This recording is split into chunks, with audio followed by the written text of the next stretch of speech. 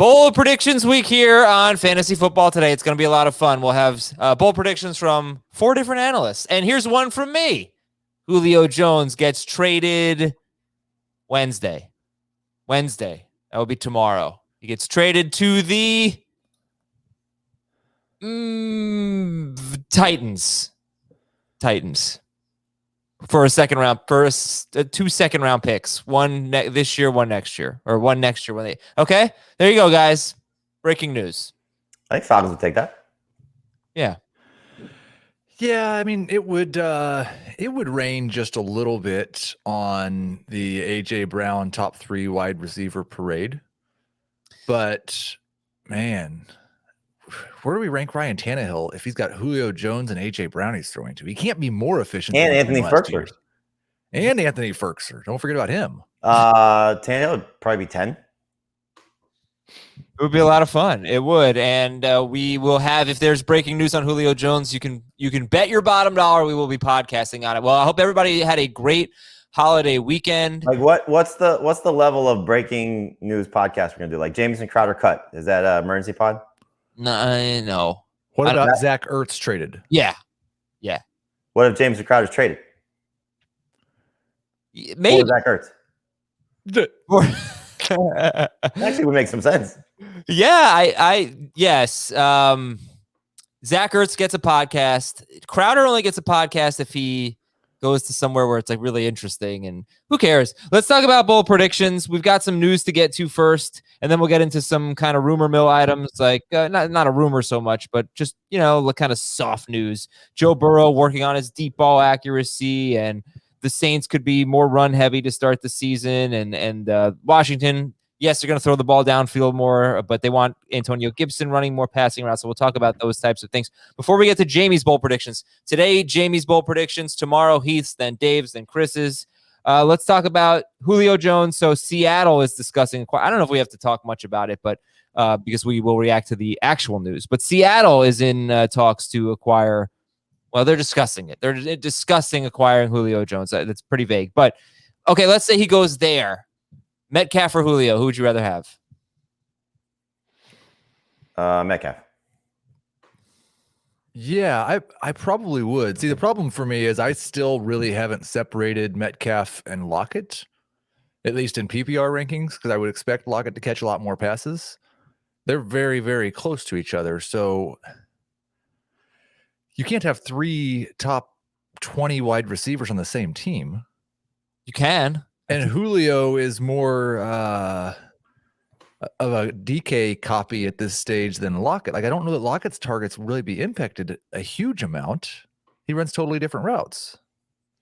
So wait, how many? There were a couple of teams that had 3 top 24 receivers. I think Dallas. They'd all be in the top 24 for me for sure. I assume Lockett would fall like to 30 for a lot of people, and I'd start drafting a lot of Tyler Lockett where I'm drafting Juju right now in round 6. Yeah, the Steelers were the other one I was going to mention. So yeah, let's see. Dallas had Cooper at 15, Lamb at 24. Okay, no, Gallup was 38. So let's see, Pittsburgh. Okay, Pittsburgh had 3 top 24 receivers. Juju at 16, Deontay and Claypool 21. They threw like 700 passes. They did, yes. And then Carolina did, but that was thanks to Curtis Samuel's rushing. He had 200 yards and 2 touchdowns rushing. Tennessee would make a ton of sense just because A.J. Brown could still be amazing. Maybe not top 5 amazing, but still be amazing in this offense. You don't want to see him go to a place like Seattle because of what it could do to everybody there, aside from obviously Russell Wilson. Jamie nodded. Jamie was just like, stop talking about that, Adam. Well, I mean, look, I think you got to be encouraged by what Seattle's offseason's been. The start of it with the trade Russell to where they finished out of the NFL draft of, having 3 draft picks, and one of them, their first one, was a wide receiver. That kind of tells you that I think they're going to let this offense be a little bit closer to the Russell side of things as opposed to the running side of things. So you don't want to see that get ruined for Metcalf and Lockett and what that could be. But, I wouldn't mind seeing Julio in New England. I mean, it's not good for Julio, but it's not going to ruin a receiving corps, for example. So I don't want to see that happen for the receivers that we're excited about. that there isn't an opening. Like Tennessee clearly has an opening. I mean, there's just, targets available with Corey Davis and Jonathan Smith gone. Yeah. I think the really interesting, like on the Seattle side of it, and we kind of have, like, if you just took our shirt colors, I'm noticing now we're almost like a Seahawks podcast. But the interesting thing is we went into the offseason with this idea that Seattle's pulling back on the passing game. Last year, Russell Wilson was at 34.8 pass attempts per game, which was his career high, but he's had 3 seasons basically right in that same 34 to 35 attempts per game range. He also has a lot of seasons at or below 30 attempts per game or close to. So I am feeling far less concerned about Russell Wilson losing a bunch of passing volume. Mm-hmm. But when you factor in that he threw 5 more times per game in the first 8 games compared to the second 8 games, does that matter to you? No, I mean, no. Okay. It doesn't. Okay. All right, then let's move on. Let's talk about, Aaron Rodgers. GM Brian Gutekunst will not trade Aaron Rodgers this summer, according to The Athletic. I think Rodgers likes me, just hates the GM because it's hard to say his name. Yeah, Gutekunst. They call him Goody. There could be 2 N's in there, but there is not. Gutekunst. It's really tough. Let's say the Packers never trade Aaron Rodgers. At what point, what date are we going to start discounting Rodgers for the possibility that he actually sits out a few weeks? If he doesn't show up by the 3rd preseason game. Okay. That's the last one, right? So it should be the second one. Or the last preseason game, excuse me. Oh, okay. Or second one, whatever the case may be. I don't know. The one the starters will play in. Right. Many people believe that the NFL will eventually move to an 18-game schedule, according to Peter King. Okay, let's see how 17 goes first. And Corey Davis has a minor shoulder strain, but it didn't seem like it's completely minor. I don't know. Seeing Dr. James Andrews is never a good thing, and they're optimistic that rest will heal it. But this is definitely something to keep an eye on. Let's hope it doesn't linger for Corey Davis. He is the number 3 starter in the rotation, though, so that could be bad. Yeah. We're going to be live tonight, Tuesday night, 7 p.m. Eastern on YouTube, giving some bold predictions, but mostly just answering your questions. We get a ton of questions throughout the night, and it's a lot of fun. So join me and Heath, youtube.com/fantasyfootball today, and get your questions answered and give us some of your bold predictions. So we'll see you tonight, youtube.com/fantasyfootball today. What you have to do is subscribe to well, you don't have to do this, but what you should do is subscribe to the channel and turn on the notifications so you'll know exactly when we're live. And we will see you tonight, 7 p.m. Eastern, Tuesday night, youtube.com/fantasyfootball today. We'll also see you in our Facebook group. We got a link in the episode description, but come on into our Facebook group. It's a great time to join because now you can talk to all the other people in there with your draft questions and weigh in on some hot topics and things like that. Keeper questions, some Q&As, dynasty values. Join our Facebook group. It's Fantasy Football Today. That's it. Just search that in Facebook or click the link in the episode description. Here we go with Jamie's bold predictions. First one, Jamie, Jalen Hurts. Your bold prediction is? He'll be a top 5 fantasy quarterback this year. I think you just look at what he showed you in the 3-game sample size. I know he started 4 games. We're going to throw out the 4th game, Adam's favorite game of the 2020 campaign, when he started against the Cowboys, right? Washington. I'm sorry, when he started against Washington. Excuse me. Mm-hmm. The Giants playing the Cowboys. The 16-game pace in those 3 games was 4,500 passing yards, 27 touchdowns, and 1,200 rushing yards. So he has a chance to, I think Lamar Jackson will probably get there as well with the 17 games, but to be the first 4,000, 1,000 guy. And I don't think he's going to be the first guy to do it, but he's got the potential to do it. And, as we've talked about a lot, and obviously the 3 bold predictions for me are going to be guys that I've talked a lot about already, but he's not going to be drafted as a top 5 quarterback. So that's, good in terms of what his draft value will be. His upside could be, with the rushing ability, a 4,800 guy. He's going to be better with the full off season as the starter, with a better offensive line, with a better receiving core, with the addition of Devontae Smith, and who knows what they get back in return for Zach Ertz if they're able to make a trade. So I just think there's a lot to like about Jalen Hurts based on value and potential and upside. And so he's somebody that I draft a lot of already and will continue to draft a lot of. And I think there's a there's a high ceiling. There's a middle floor. I don't know where the floor exactly lies, but the rushing quarterbacks typically give you a high floor. But I don't want to overvalue him. But I do think there's a good floor, a high ceiling, and just a lot to love about what Jalen Hurts could be this season. I think it's really interesting looking at Philadelphia's offense. And I still have a lot of questions about what they're exactly going to be. They've kind of been a little bit hidden about how much they're adding in terms of running back or quarterback running plays. I don't think they're going to go the full Baltimore route like they did with Lamar Jackson. We've got Nick Sirianni and Shane Steichen, two guys who were under head coaches who we generally view as the ones dictating the play calling, and Frank Reich and Anthony Lynn. So it will be really interesting that first month of the season to see like what is their run pass split? How many design quarterback runs do they have for Hurts? Who is he primarily targeting? There's no question he has top 5 upside. I was just looking at NFC ADP. He's actually QB 11. And I've got him 10 at quarterback, but really close to everybody from 7 through 10. But he's behind Matthew Stafford in May ADP. I'm looking at that too. That's why the other guys that Hurts is behind it pretty understandable. The types of players that you would expect. The mobile guys at the top. Then you have Herbert, Tom Brady, Aaron Rodgers, Stafford 10, and Hurts 11, and then Joe Burrow. And Stafford, Hurts, Burrow, and then Matt Ryan, all within 10 picks of each other. So let me follow up with some questions. First of all, you gave the pace for the 3 games that he started and finished, but I don't think we should just completely throw out week 17. He threw for 75 yards in 3 quarters, 72 yards in 3 quarters. He was awful. He did have 2 rushing touchdowns in that game, but why shouldn't we factor that in when we look at his pace? Because if you look at his 16 game pace in his 4 starts, it's down to 3,000. It's still great. It's 3,676 passing yards and 1,100 rushing yards and 24 total touchdowns. But I don't know, Jamie, that because we saw his downside. We saw that he's not by any means a polished passer. Sure. And he faced 2 good defenses last year. He threw for 167 yards in 4 quarters and 72 yards in 3 quarters. When he faced 2, Dallas definitely bad defense. Arizona certainly wasn't great.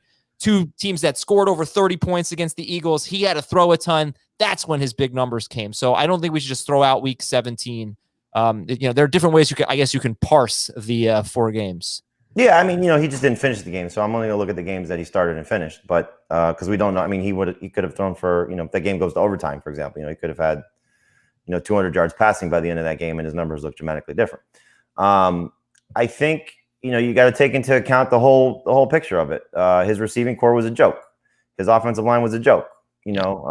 So he was working with spare parts. Zach Ertz and Dallas Goedert were both playing injured, in that stretch. And Goddard only played 2.5 of those games of the 4 that he started. So there's just a lot to look at here. And so, it's not like you change coach, you bring back a couple offensive linemen, you add Devontae Smith, and all of a sudden he's the best passer in the world.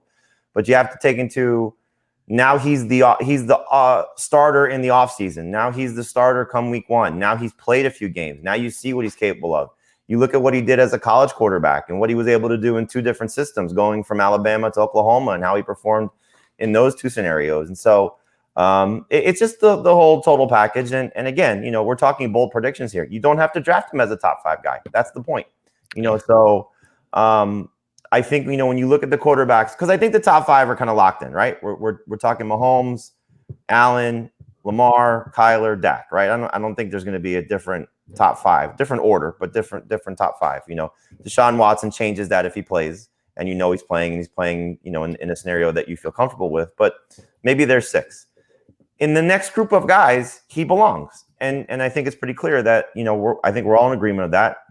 Early ADP tells us that the industry for the most part is in agreement with that.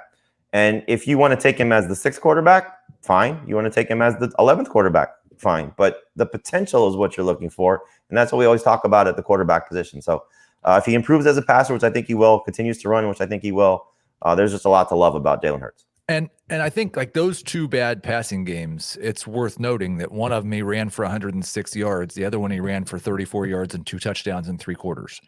So, like, even when he was bad as a passer, he still wasn't killing you for fantasy. Yeah, I'm not anti Jalen Hurts. I just my everybody who listens to the show, I'm going to bring up the other side of the coin. You have to have a thorough conversation. You're right about that, Heath. However, one thing that really jumps out to me is that he only scored 20 fantasy points last year in a 6-point per passing touchdown league. Was not anything special. It probably wasn't top 12 most weeks. He scored more than 20 only once. So he had a huge game against Arizona, 43 fantasy points. He scored 20, 19, and 15 in the other 3 games. But you just don't really care that much about that when you look at a rookie quarterback. I mean, Lamar Jackson in his 7 starts as a rookie, he was on pace for 2,500 passing yards, almost 1,300 rushing yards, but only 16 total touchdowns. He completed 58% of his passes. That's just not a good quarterback. And then the following year was one of the best seasons we've ever seen from a quarterback. Right. You don't want to expect that by any stretch. Yeah. But it's a very easy comparison because came in on a bad team as a backup, played a few games. Wow. You saw the wow factor. And then, the hope that carries over to next season. And I think that's what we were saying about Lamar Jackson. Nobody expected him to be the NFL MVP and play like he did. But this is the type of scenario that you hope carries over from small sample size as a rookie, bigger performance as a sophomore. All right, let's go to our next guy here. It's Terry McLaurin. And what is your bold prediction for Terry McLaurin? Yeah, be a top 5 fantasy wide receiver this year. Again, something you've heard me say quite a bit that I like Terry McLaurin a lot. I like the setup for him. I just think there's a lot to love about him without getting into it until you ask me a question or two. But there's a lot to love about Terry McLaurin's situation with Ryan Fitzpatrick now as his quarterback. Okay, go ahead, Heath. Yeah, there's no doubt this is bold, but it doesn't feel bold to me because in my projections, I've got him number 7. I think so. I'm right there with Jamie, basically projecting him to where if he plays 17 games, he's going to finish top 5. Undoubtedly playing with the best quarterback he's ever played with in an offense that should be more aggressive downfield. And it's really pretty remarkable for a receiver in his first 2 years in the league to earn 227 targets from that caliber of quarterback and still average 9 yards per target, which is absolutely elite. So I think he had a little bit of the breakout last year, and it was kind of like Calvin Ridley. There was some missed time, and for McLaurin, the touchdown rate was bad, but the sky is the limit this year. The thing I like about him playing with Fitzpatrick is Fitzpatrick since 2010 has played 8 seasons with at least 9 starts. And that's with the Bills, the Titans, the Texans, the Jets, the Dolphins.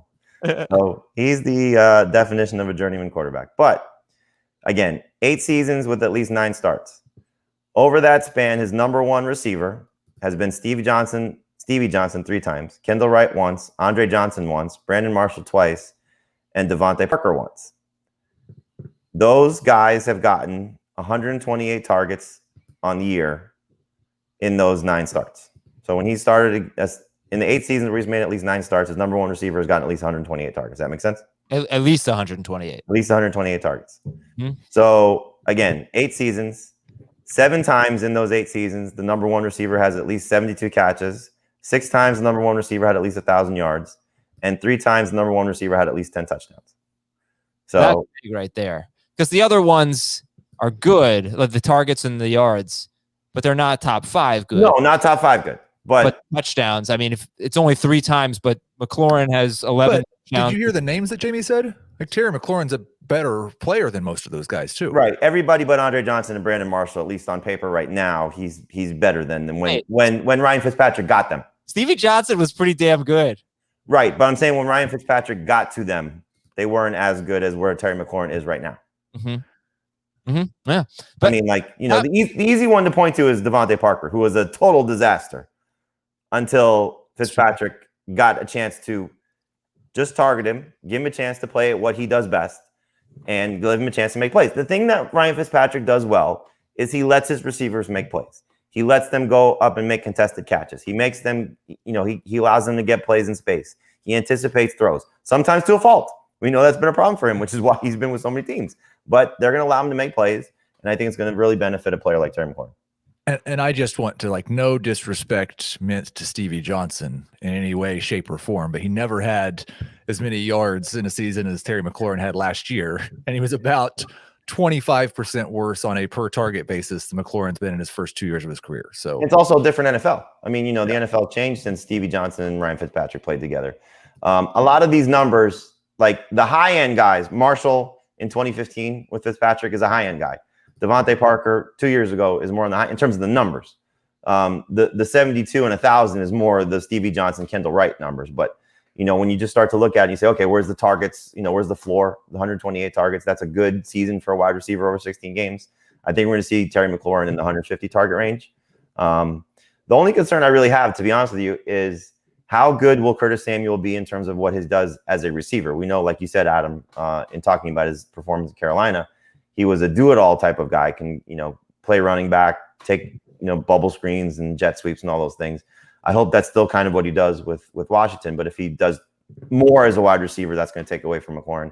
And everything you're hearing about Diami Brown, again, I apologize if I'm butchering his name. Yeah, you can correct me at some point, Adam. But you're hearing just wonderful things about that. And then you factor in Logan Thomas, you factor in the running backs and what they're going to do. Is McLaurin going to get peppered as much as I hope he will? I'm still buying into it, but those other guys could take away from McLaurin enough that he doesn't finish even as a top 10 guy, which he can still be top 15 and be fantastic. You just don't want to, again, overvalue him on draft day, which I don't think you have to. Yeah, the only issue I guess I have with this bold prediction is who are you expecting him to be ahead of? Is he really going to be top 5 when you've got players on better offenses, maybe players who are kind of lined up to catch more touchdowns than he will? Ryan Fitzpatrick only has one season with more than 24 touchdown passes. He only has 3 seasons where he started all 16 games. And that's the other thing. Is he going to lose his job? He has a tendency to lose his job because he is so turnover prone. And this is a team that's got a great defense. Don't put the defense at a disadvantage by being turnover prone. I don't know that he's going to lose his job with Taylor Heineke or something like that, but it's just hard to crack the top 5. And you've got him ranked ahead, a non-PPR. I'm looking, I'll switch to PPR, but you've got him ranked ahead of Calvin Ridley, I believe. Same. That's with Julio on the roster. That'll change. PPR, McLaurin's a little lower. You have him 9th, and Heath, you have him 7th. I've got him ahead of Michael Thomas, Justin Jefferson, DK Metcalf, Allen Robinson. Why would you? So why would you put him ahead of Justin Jefferson? A lot of what Jefferson did last year, we've talked about the regression that's coming for him. I just don't think Justin Jefferson's going to be as good as he was in his rookie year. But he was so much better than Terry McLaurin, both as a rookie and sophomore McLaurin. He was. I don't think a lot of what he did last year is sustainable, and I think that Washington's probably going to throw it 120 more times than the Vikings this year. Washington was more pass heavy last year than you would have thought. And then the year before, that same coaching staff was, I think, the most pass heavy offense in the league. Right. Scott Turner likes to throw it. Scott Turner definitely likes to throw the ball. I do think it is Diami Brown, but I will try to check on that. Okay, yeah, McLaurin, it's hard to find. It's just hard to find a reason not to like him. Can he make big plays? Yeah, he's got 4 touchdowns in his career of more than 50 yards. 2 of them were on deep balls. 2 of them were on kind of catch and run, broken tackle types of plays. He had a very high ADOT as a rookie. He had a pretty low ADOT last year because they didn't throw the ball downfield, but he's shown some versatility. And really, if you look at the overall numbers, he was about 20th per game at wide receiver. It's not great, but his last 4 games were terrible. He had 155 yards in his last 4 games. Before that, and then remember, they had Heineke in there. I think they had Haskins. Haskins played in 2 of those games. He started 1. Before that, he was on pace for 1,400 yards. So it was just kind of a sour finish to what was a terrific year for McLaurin. And it's just hard not to like him. Okay, TJ Hockenson is our next bold prediction subject here. Jamie, what do we got on TJ Hockenson? I know this one, I don't know Heath is going to go along with quite as much. Go ahead. That'll be a top 3 tight end this season. And again, these are 3 guys I've talked a lot about. Hockenson, we've spent a lot of time talking about, but I just love the setup for him. I think there's a lot to like about him. And, you're going to say this about Heath, and I'm going to defend Heath on this one before he trashes my bold prediction. But he likes TJ Hockenson. This isn't we all like TJ Hockenson. We all like TJ Hockenson. And it's like whenever we have these conversations, it always comes across as one of us doesn't like the player because you take the other side of it. So I want to make that clear. I know Heath likes TJ Hockenson. And when we get to his bold predictions, when we talk about Mark Andrews, I like Mark Andrews. These are the two guys that we're going to compare always because the top three is going to be locked in. And I don't know who Hockenson is going to knock out of the top three if he gets into the top three. I hope it's not that he knocks out anybody and he finishes fourth because that's where I have him ranked. But I just think there's a huge ceiling coming for him, huge season coming for him because he has a huge ceiling. And so I just like the setup for him with the lack of talent around him and the start that he's shown you over the first two seasons. Heath, so the bold prediction is that Hockenson will finish top three. Yeah, like I can this is easier for me to get behind than when we have the Mark Andrews versus TJ Hockenson, because like Jamie said earlier, this is bold predictions. It's absolutely TJ Hockenson could have a top three season. He's still just 24 years old, or will be 24 at the start of the season. He's still just 23. There's no reason to think that just because he's been inefficient his first 2 years in the league, that will continue forever.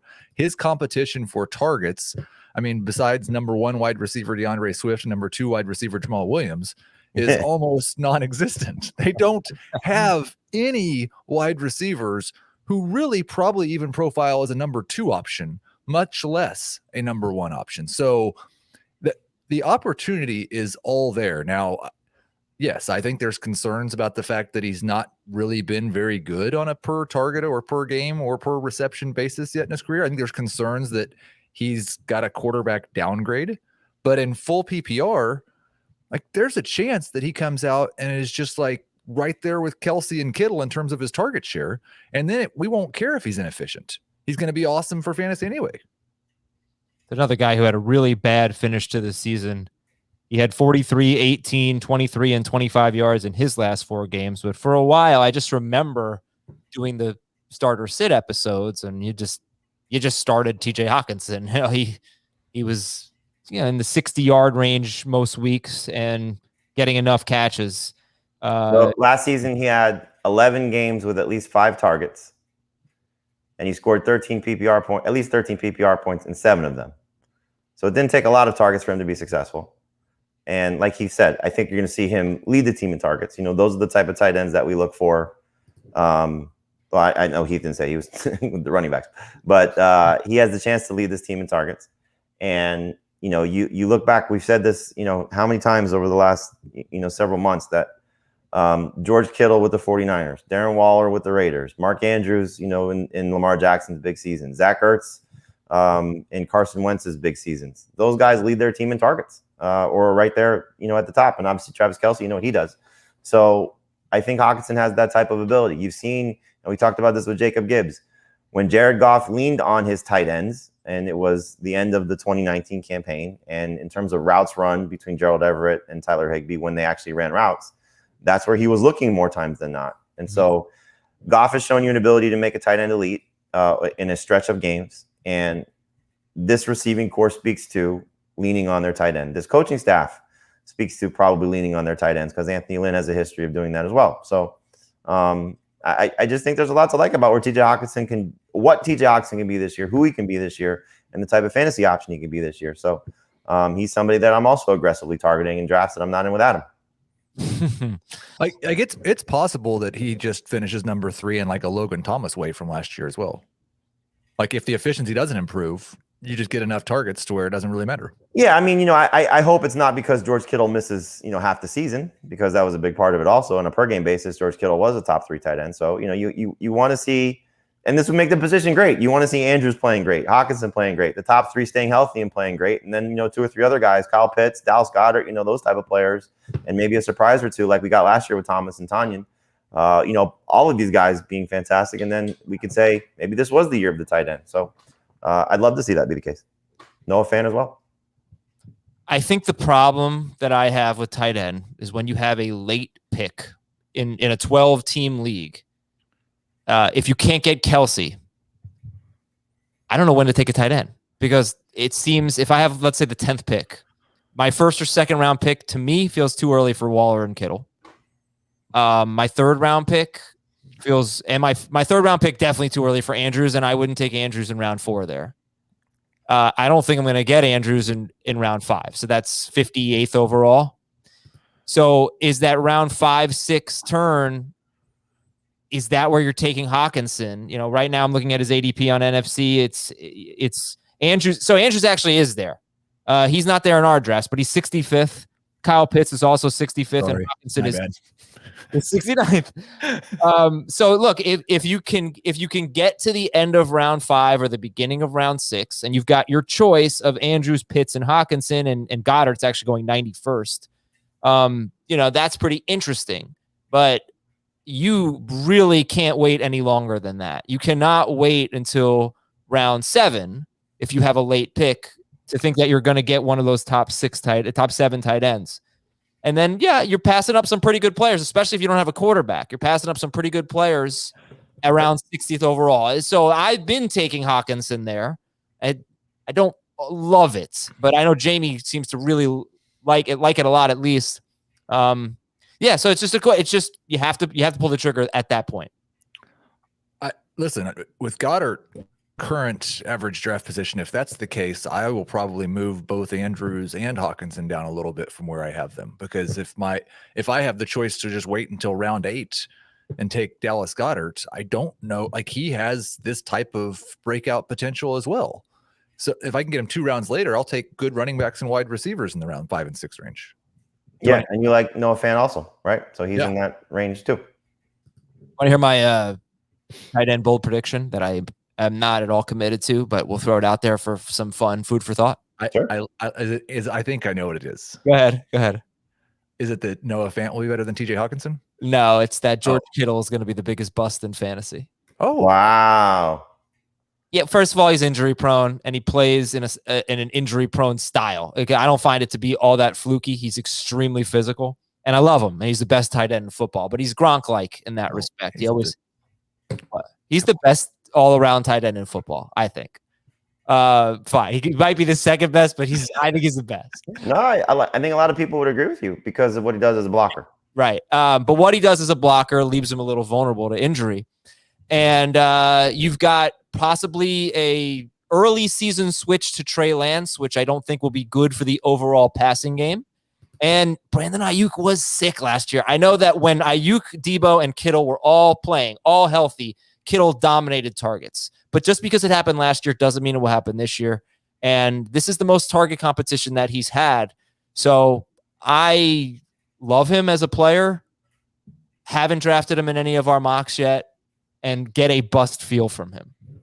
I don't think he's a bust, but a lot of what you said is why he's 3rd for me behind Waller. Yeah. And look at I can't rank him behind Hockenson or Andrews, but I don't feel bust-ish potential from him, but I don't feel same ceiling potential for him. He's 8 picks after Waller. Kelsey's 8th, Waller's 22nd, and Kittle's 30th. That's a pretty big gap. Kittle at 30 is great. That's what you should do. Kittle at 30 is great. I would take him there. I just don't want to take him in the 2nd round. You would take the biggest bust in fantasy. Well, it could be. Actually, it's like if I'm deciding between McLaurin and Kittle, there's some wide receiver. I don't know that I'd take him over, say, Chris Carson. If you get to that tier of running backs, I'd go Kittle. But if Julio Jones or DK Metcalf or McLaurin are sitting there in the middle of round 3, Mahomes or Kittle. I think I go Mahomes. Yeah. How about you? I go back and forth. I think I have I know I have Mahomes higher in non-PPR, and full PPR it might be Kittle, but it's really close. I would take Kittle in both.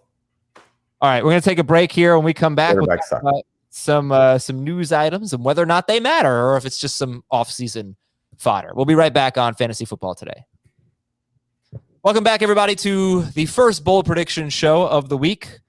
We are recording 4 this week. So Tuesday, Wednesday, Thursday, Friday, and Heath is up tomorrow. So get excited for that. And he's got a Mark Andrews bold prediction. We'll keep talking tight ends. All right. So does this matter? Joe Burrow, he threw the ball deep. I mean, he had 8.5 intended air yards per pass attempt. That was basically tied with guys like Russell Wilson, Lamar Jackson, which surprised me, Josh Allen, Matt Ryan, Baker Mayfield. It was a lot more than Justin Herbert, who has this deep ball reputation. But it's not that he's working on throwing the ball deep more often. He's working on his deep ball accuracy, Joe Burrow. Heath, does that matter, Joe Burrow working on his deep ball accuracy? I hope that he is. He needs to improve as a passer in his second year. And I have a little concern that the injury will prevent him from making the leap that we would normally expect from a player of his caliber. But no, I mean, it will matter if he gets better at it. And who would it matter for, do you think? Higgins or Chase? Or would it just hurt Tyler Boyd or just not really make a difference? I think it'd be good for the wide receivers, Higgins and Chase, more than Boyd. Okay. It helps when you have, more speed. And AJ Green is not a speed guy anymore. And so, I love the upside of Joe Burrow. I just think there's, Heath is certainly, right in what the injury impact will be. But, you got to hope that, as we've seen, as things have gone on, guys have come back from ACLs. And I know it's the ACL and the MCL, so it's a little bit more challenging, but have come back and not missed a beat, especially that position. I just think the sky's the limit for what he could be this year with, if Jamar Chase is as good as advertised, could be the best receiving core in football if all these guys play to their strengths. But you're taking Jalen Hurts over Burrow? Yeah, because they're running, but Burrow's right there. I again, going back to that group of quarterbacks, 6 through 12, for me, Burrow's in that conversation. Okay, Larry Holder of The Athletic thinks the Saints could be more run-heavy early in the 2021 season. Jamie, does this matter? Well, certainly it matters for people that are concerned about Alvin Kamara and what Kamara's numbers look like when there was no Drew Brees, especially from a passing game standpoint. So it'd be nice to see Kamara get a little bit more rushing opportunities and have a chance to score 6 touchdowns every game like he did, at the end of the season. It certainly matters for Latavius Murray, and I think one thing we don't spend enough time talking about is these not even second tier running backs, like third tier running backs, fourth tier running backs, guys that you can get, in rounds 8 through 12 that could potentially be difference makers, whether due to injury or even in some secondary situations. We've talked a little bit about Jamal Williams, what he could be. Latavius Murray needs to be in that conversation. It doesn't necessarily have to be guys that are like league winners, because we know Latavius Murray would be a league winner if Kamara goes down. Tony Pollard would be a league winner if, Ezekiel Elliott goes down. But Murray's going to have some standalone value, and we've seen it, at times during his tenure with the Saints, that when things are going well for them, it wasn't the same as Kamara and Mark Ingram. But, if they are going to go back to running the ball a little bit more, a little bit better, taking some pressure off their quarterback and maybe more Jameis and less Taysom, Murray's going to be just a fantastic value and somebody that you can use as a flex at times during the season. Yeah, I thought this was Larry Holder's way of sneakily saying that he thinks that Taysom Hill is going to start week 1 at quarterback because they will be more run heavy if Taysom Hill's playing quarterback.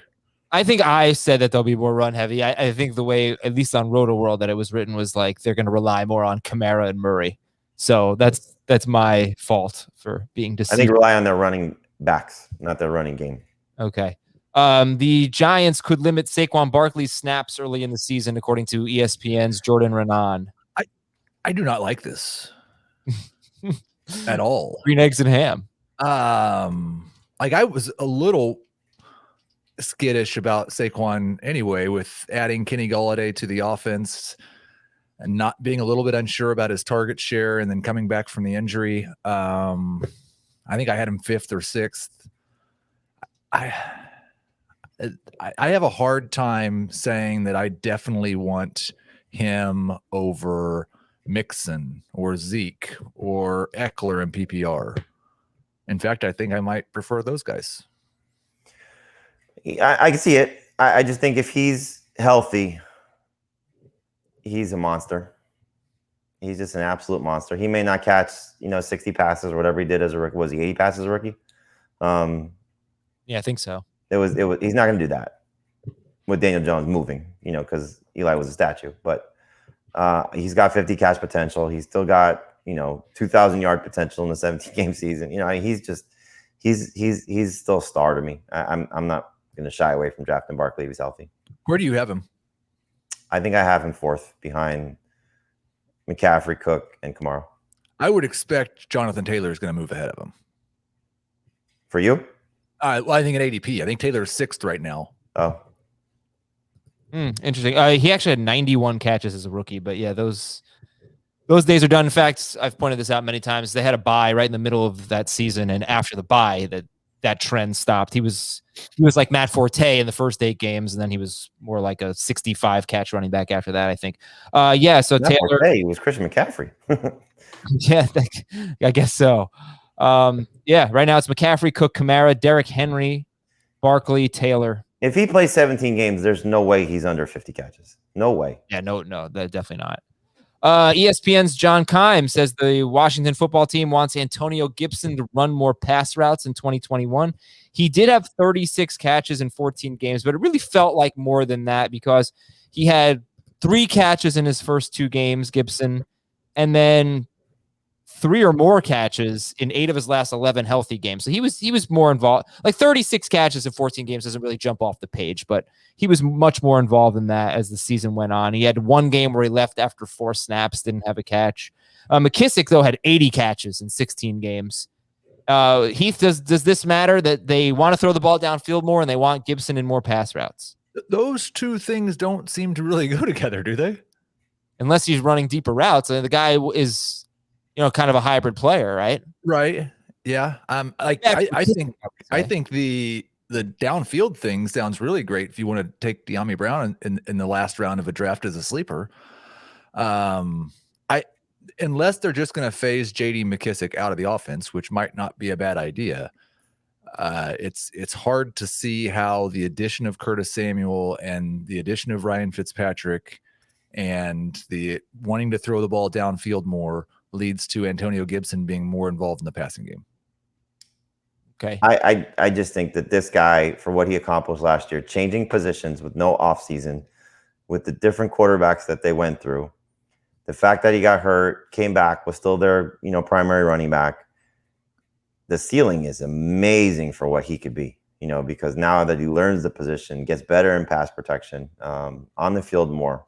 I think you said it best. Phase JD McKissick out of the offense because he was very good and he helped a lot of people win fantasy games, but he's an Alex Smith guy. This is not a Ryan Fitzpatrick guy. He doesn't need I'm under duress and panic type of running back to play with him. He needs a star, and Antonio Gibson's a star. All right, 2 more things real quick here. Tim Tebow. This is another 50 catch guy, easy. Tim Tebow could be used like Taysom Hill, according to ESPN's Diana Rossini. Heath Jamie, does this matter? Tim Tebow like Taysom Hill?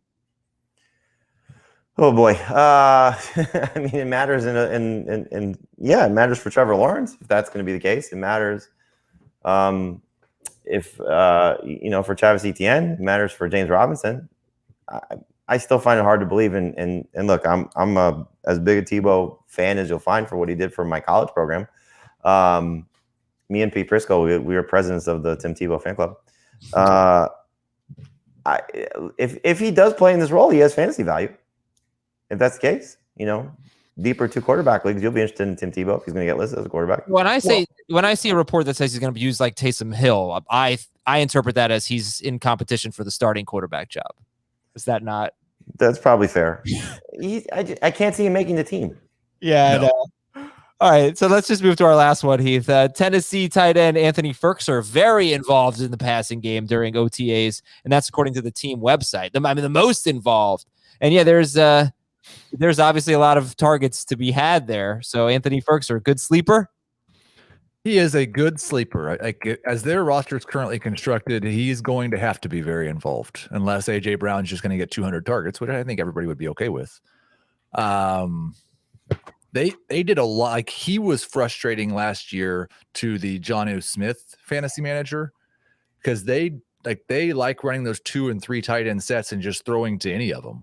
I still don't know that I believe that he's going to be more than a 60 or 70 target guy, but maybe he will.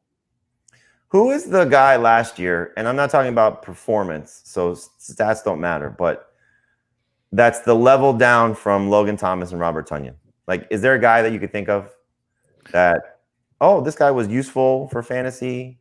It's Jimmy Graham, right? Noah Fant. I'm thinking more like came out of nowhere type of guy. Yeah, Graham. First half of the season. Eric Ebron had a stretch like that. Like, I think Ferkser, I don't think he's going to be what Logan Thomas and Robert Tonyan was. I don't think he's catching 10 touchdowns on 59 targets. like Tunyon did. I don't think he's catching as many passes as Logan Thomas did. But he's that type of guy. He's going to be that type of guy that you say, we're talking about him now, right? We're going to talk about him a few times. I think he's a great Scott Fishbowl tight end. I think he's a great best ball tight end. I think he's a great, tight end premium tight end to put on your bench or as your second option because all the targets are there. But even in regular seasonal PPR, non-PPR, whatever format you play in, he's going to be a guy we talk about on the waiver wire a lot. I mean, the guy might have been Jonnu Smith. Yeah, but Jonnu Smith was, Dave overhyped Jonnu Smith. Jonnu Smith got a lot of attention in the preseason. A lot of people overhyped Jonnu Smith, it turns out. I'm so embarrassed for tight end. What a pathetic season for tight end. Just a quick exercise. Robert Tunyon was the number 3 tight end in PPR with 177 points. How many wide receivers? Oh, that would have made him wide receiver 37. He scored like one more point than Russell Gage. Embarrassing. Stupid position. You need to do it on a per game basis, though. It's not quite that bad. Well, it was Tunyon, right? What, did he miss games? No, I'm saying that he was like 6th on a per game basis. Okay. All right. So then let's take, he was 5th, 11.8. 11.8. And how many wide receivers got there? It's even worse. 43rd. Yeah, DJ Chark. Okay, guys, let's read some emails. Fantasyfootball@cbsi.com. This is from Jake. Grade the trade. It's a dynasty startup draft. Trade 1.8 and this is, remember, not just a rookie draft, dynasty startup, everybody. 1.8 and 10.5 for 211, 7.2, and a 2022 first and a 2023 first and second. So you're moving down from 1.8 to 211. That's a big drop, but you're getting. Is it snake or non-snake? I'm assuming it's snake. I'm assuming it's snake. I'm fine if you want to do this, but don't draft any old players if you're going to do this. Like if you're making this move, then you're planning on being better in 2022 and 2023 than you are now, in my opinion. So draft young guys. So 1.8 is probably, it's a 1 QB league? I don't know. So they didn't indicate, so assume 1 QB league. So 1 QB league, 1.8, and a startup dynasty league is, is that like Derrick Henry range? I've got Justin Jefferson there. Okay. Could be Cam Akers. Okay, wait. I'm going to look at our startup dynasty draft right now. This was non-PPR, but the one you butchered the draft. No, I think this is the one that I didn't butcher the draft. The Super Flex one is the one I butchered. Wow, that was like the most embarrassing moment of my life. Come on. Yeah, it's probably not true, right? What? Well, now I can't find the draft results. Okay. So anyway, let's read our next email. You're doing this. I would make the trade. Okay. Okay, this is from Cool Sports Guy. Thought I was the only one. If you guys can't get a top 3 tight end, what are you going to do? If there ever was an email we answered already. Well, I talked about it, but what are you guys going to do? If you can't get a top 3? For me, I play the board. I'll be aggressive with Hockenson because I like him a lot, but I'm not going to be aggressive with the guys around him. So I'm not going to target Andrews. I'm not going to target Pitts. For me, it's Hockenson, Goddard, and then just wait it out and then just kind of take. I'll say it's Hockenson, Goddard, Irv Smith. Those are the 3 that I target in their various ranges. So Hockenson in the first 6 rounds, more like rounds 5 and 6. Goddard more like rounds 8 and 9, and then Smith more like round 10. And Heath?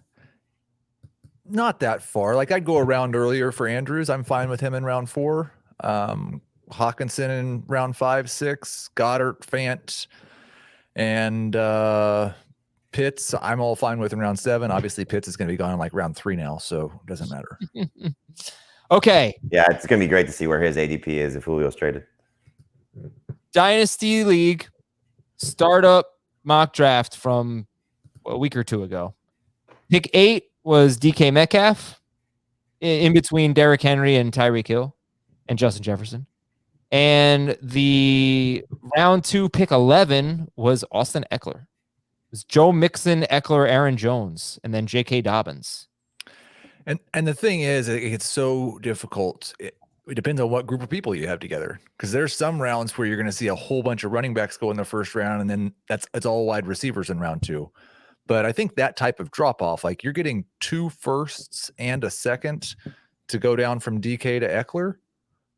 Yeah. Now, you don't. I would suggest you shouldn't take Eckler there if you're doing that. You should take somebody that's Take still Dobbins. going to. What? You take Dobbins. Yeah.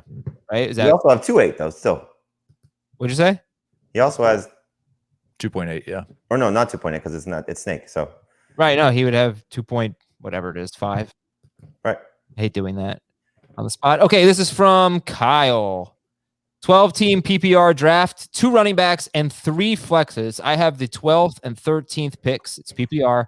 I'm leaning Cam Akers and Najee Harris. Is this a good decision taking them over guys like Eckler, AJ Brown, Diggs, Mixon, Jonathan Taylor?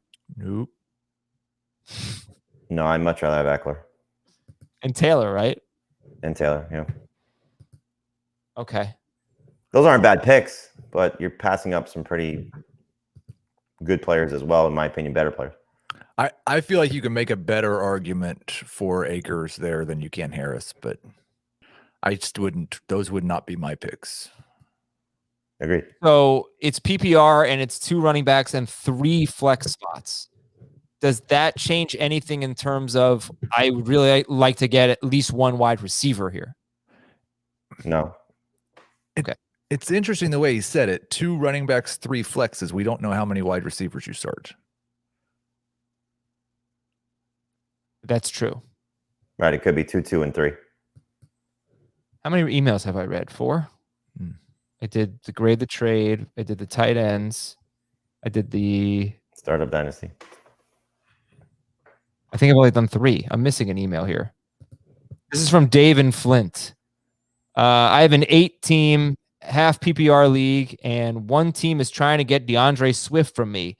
I'm a Lions fan. Swift is my family favorite. My son picked his jersey number for his junior football jersey this year, so I hate to trade him.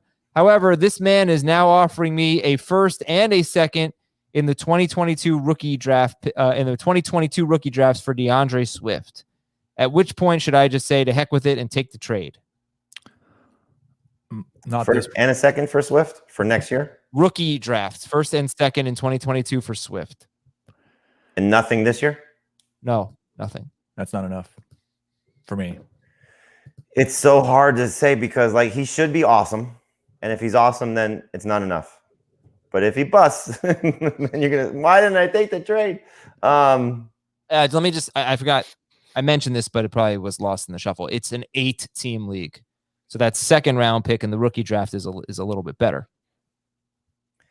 I think especially in an 8-team league, depending on how many players you roster, I want to get something back in return this year. Something that can help me this year too. So like I want a player plus those 2 picks or a pick this year as well. Also, like when you're, and this is just to everybody that's sending those types of trades, and like if you could tell us if the team you're trading with is like awful or really good or in the middle, there's a big difference between the first or second pick and the 7th or 8th pick. And in 12-team leagues, the difference is much bigger. Like if you told me it was number 1 overall and number 9 overall, that's a much different discussion for DeAndre Swift than the projected number 6 or 7 overall. Yeah, but he wouldn't know that anyway, though.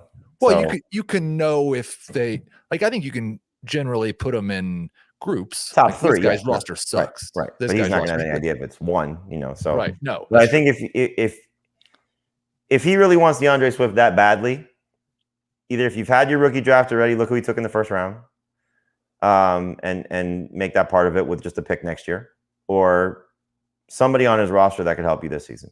Because 8 teams, he should have somebody good, or she should have somebody good. Okay, last email here is from Kevin. I'm in the 2nd year of being the commissioner of my league that has been running for 20 years. I'm trying to keep up with the times with this stupid added game. Hey, come on. It's more football.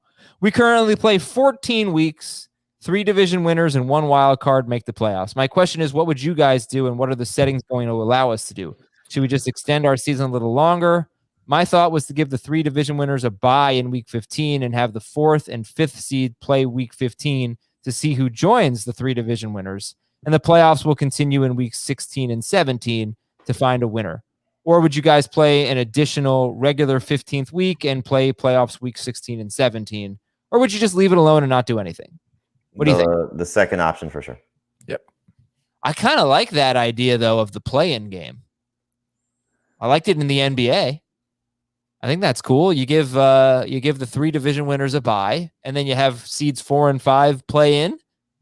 I think I support either one of those options. Put it up to a vote in your league, and Wait, you're eliminating a playoff team, though, right? No, he only has 4 playoff teams to begin with. I would just play the 15, especially when you only have 4 playoff teams. I would like for everybody to get an additional regular season game to try to determine who gets those 4 spots. This is a 12-team league? I don't know. Well, the 12-team league should have 6 playoff teams. I agree, but this league only has 4, and they've been doing it for 20 years, so probably not changing that. Where they rock and roll. Yeah, if it's, I guess I didn't hear the first part of that. So if it's only 4 teams getting in the playoffs, then I would go to option 1. I like that, the playing game. Playing game. Now, how about, I would like more teams to have a chance to make a run. Right. So here's what you should do. I'm sure we'll all agree on this. 3 division winners is going to get the bye. In week 15, every other team plays, and the highest score gets the I like that too. I don't like that. No, that's a little extreme to give like a last place team the opportunity, but you could expand it. You could do the next 4 teams. You could do whatever you want, but have fun with it. I thought you were going to say something to the effect of the 3 division winners get a bye. Then every other team, you take out their worst week and their best week. And so you call it the Azer stat playoffs. Oh, you have to only take out the weeks where one of their 3 best players left with an injury and played less than 50% of Oh, you really want to complicate it. Okay. I was going to take out their highest score and their lowest score and then take the average score of every other game. It's perfect. The Azer playoffs, the Azer play-in schedule. All right. Thanks for listening, everybody. Thanks for the emails. More of bold predictions later in the week, and we'll see you tonight. YouTube.com/fantasyfootball today at 7 p.m. Eastern. See ya.